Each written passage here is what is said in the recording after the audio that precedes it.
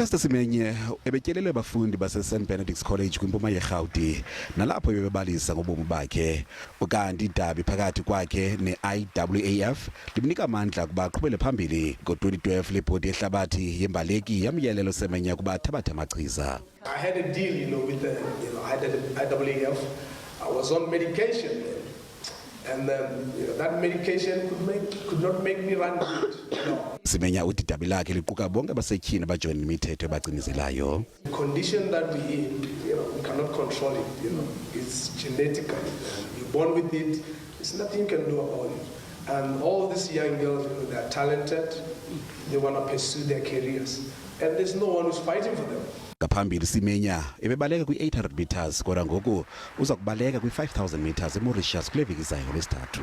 Doing 5000, people shouldn't think I'm doing it because I don't have a choice. It was always my choice. It was always in my plans. Unfortunately, it came, in the wrong time when I was, nearing the end of, my 800 meter era. Semenya inxalenye yezinye iimbaleki zeli kuquka noAkhani Simbine nezakuthabatha inxaxheba kule tumente yaseMauritius.